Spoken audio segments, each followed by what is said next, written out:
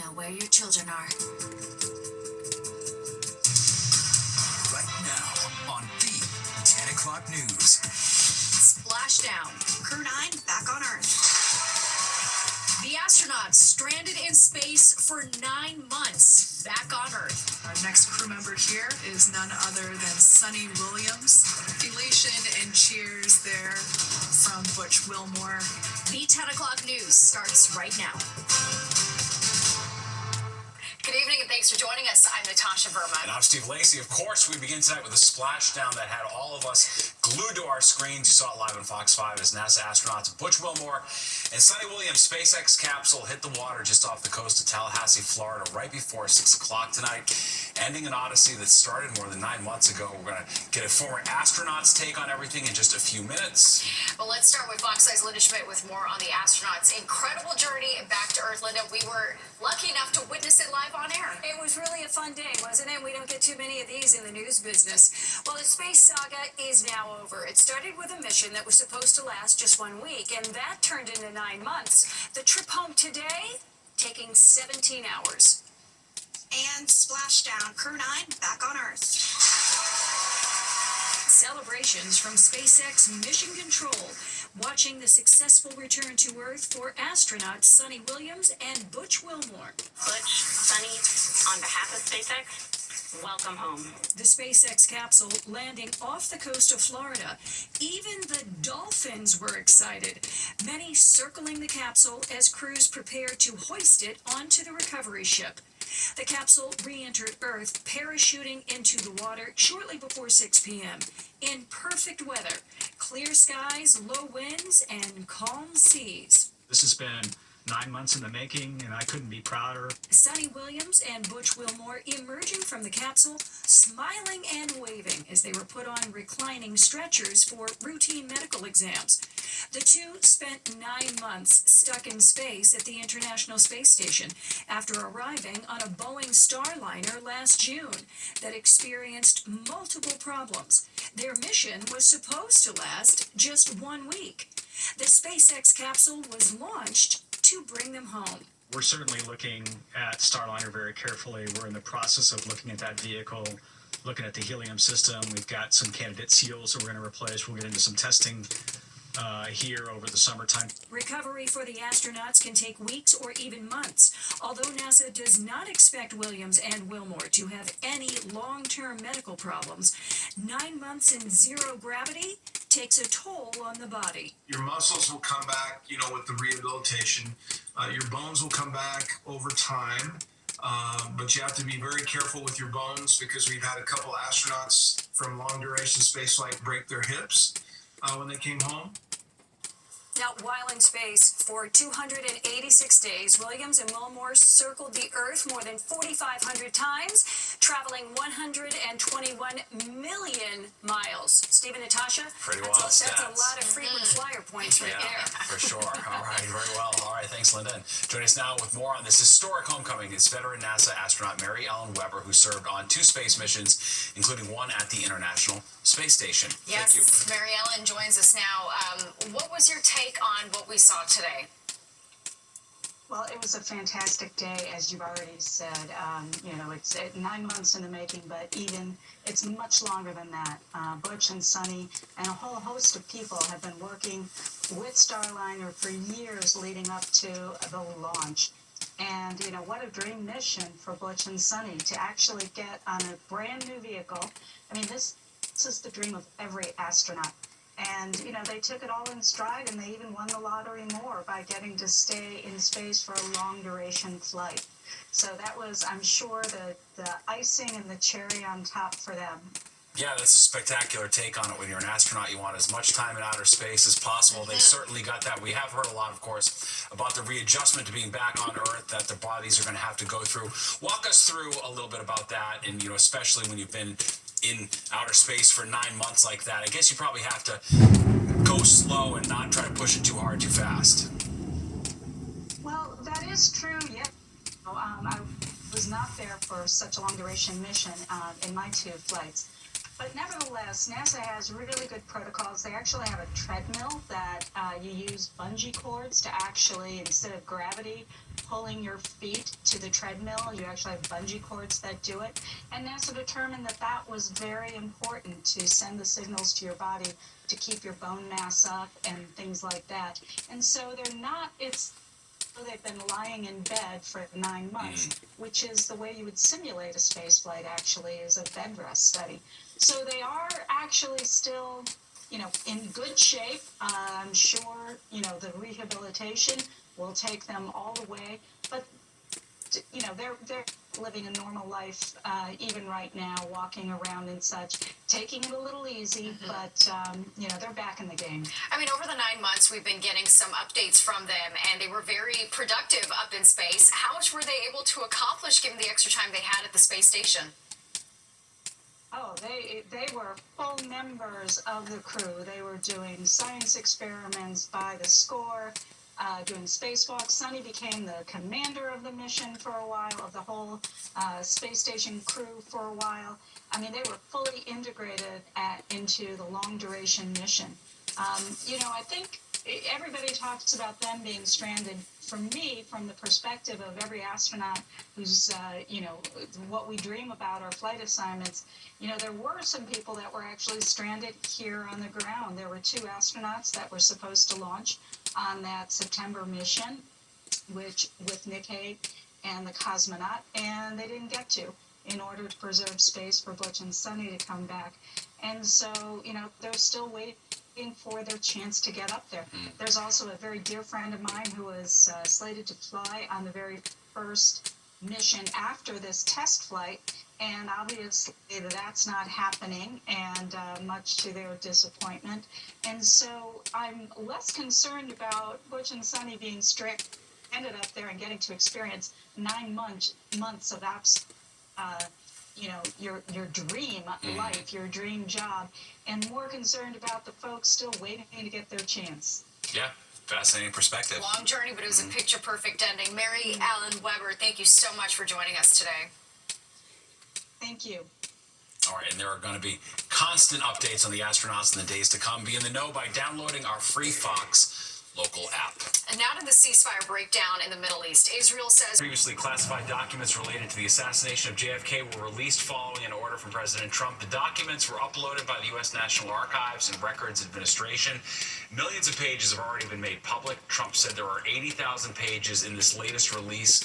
Despite the conspiracy theories surrounding the 1963 assassination, many who have studied the records say they don't expect any major new revelations. President Trump says Russian President Putin has agreed to an immediate ceasefire in Ukraine on all energy and infrastructure targets. The 2 leaders had a lengthy phone call today, but Putin did not agree to a 30-day pause in fighting, which the U.S. has been pushing for. Putin says his key condition to wrap up the conflict would be an end to foreign intelligence and military assistance to Ukraine. You've had a 3-year-long, very difficult war, and of course, both sides are going to try to seek the maximum of what they can after having gone through that. The Kremlin also says Putin agreed to begin negotiations to further work out specific details of a possible ceasefire. Federal judges ruled the gutting of the U.S. Agency for International Development likely violated the Constitution. He blocked DOGE from further cuts to the agency. The Maryland judge also ordered the Trump administration to restore email and computer access to all U.S. aid employees, including those placed on administrative leave, but the judge's ruling appears to stop short of reversing firings or fully resurrecting the agency. Well, emotions running high in the Bronx tonight at a vigil for a man stabbed to death.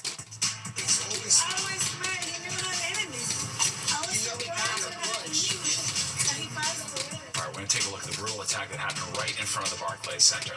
And benching the subway bench. The MTA testing something else out to keep people from loitering and getting up to no good underground. And Nick's talking the weather. Hi, Nick. Hi there. We're talking a great forecast ahead. You got a nice big ridge of fair weather all along the eastern part of the country, and that's going to last for at least another day. We'll talk about that and the mild temperatures too when the 10 o'clock news returns.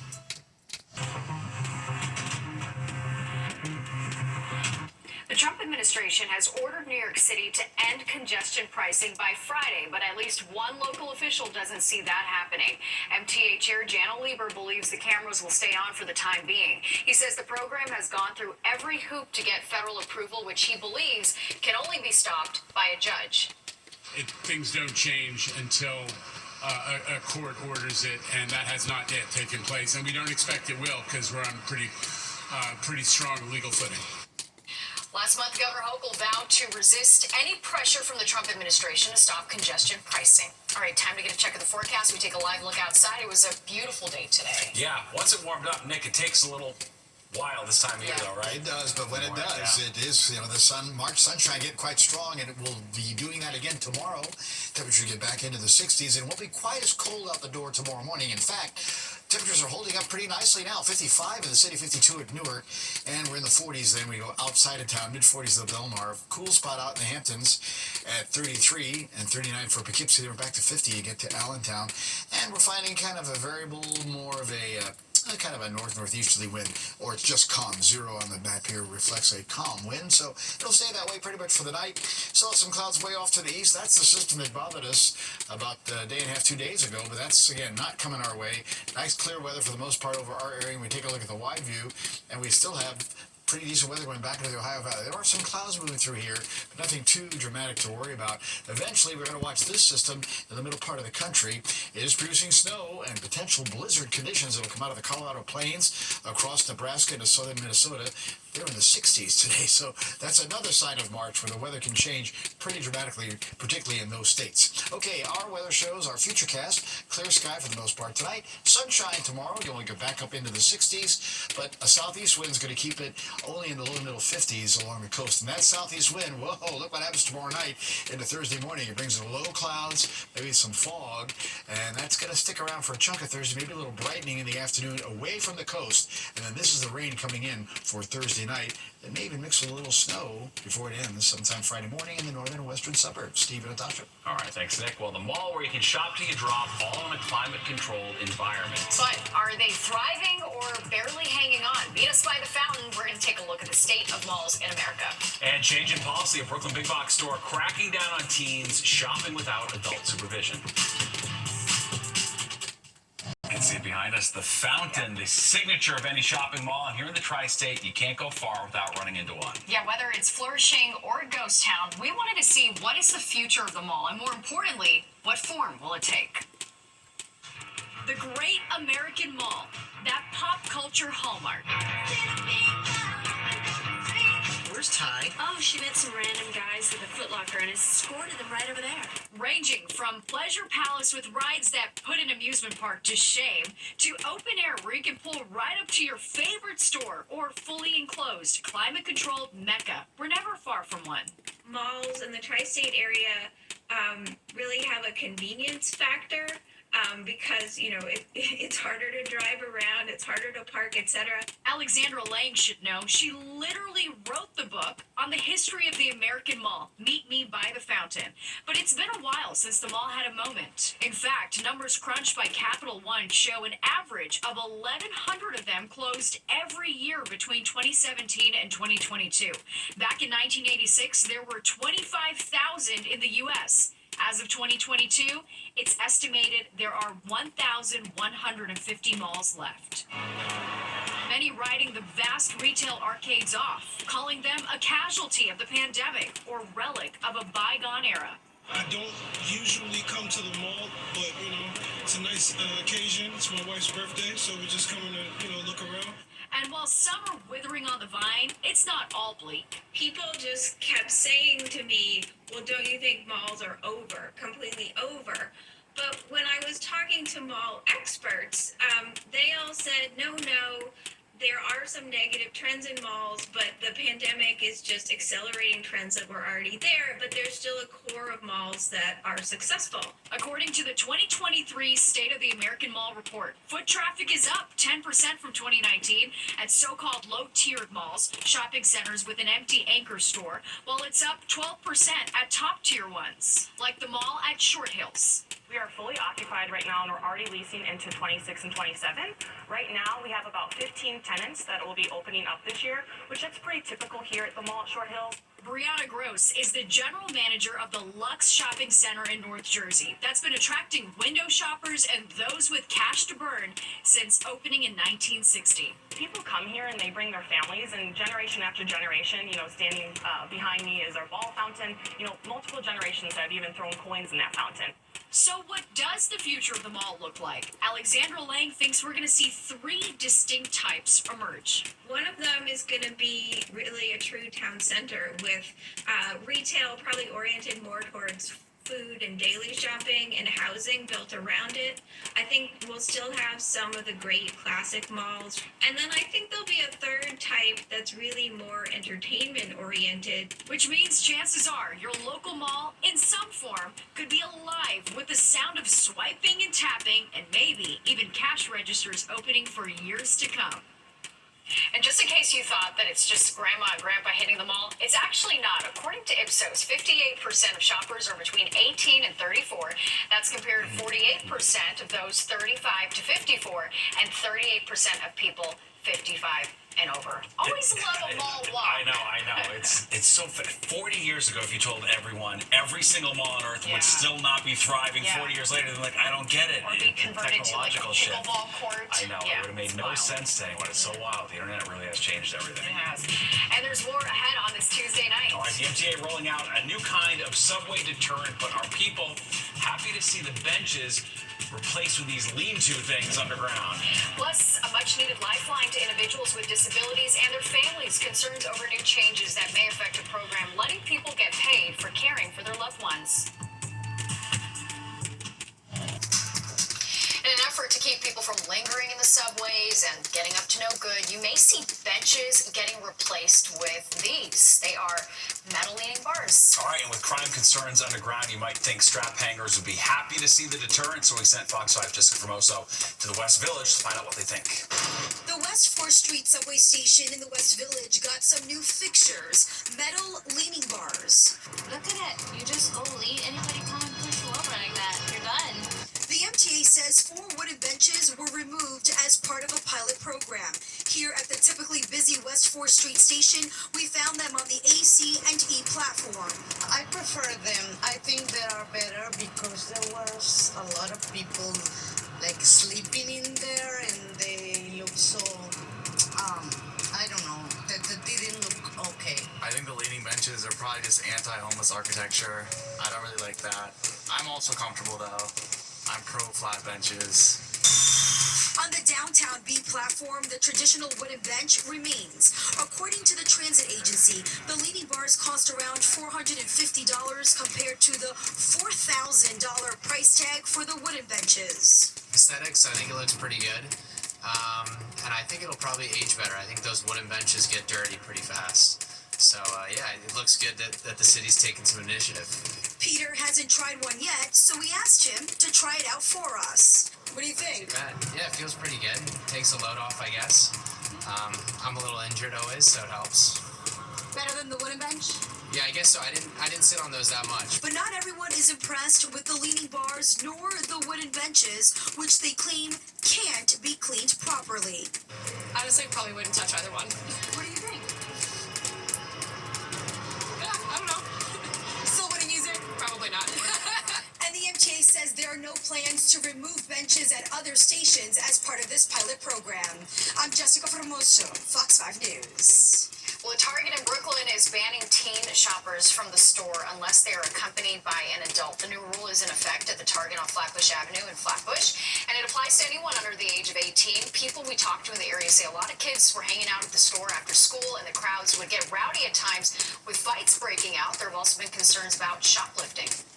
If the kids are running around acting crazy, then they shouldn't be in there because there's plenty of times when I'm here during the daytime and after school hours and they're just running around crazy. I don't think it's necessarily like making it safer. I don't know. Some of the young kids can be trouble. They make trouble over here, make trouble over there.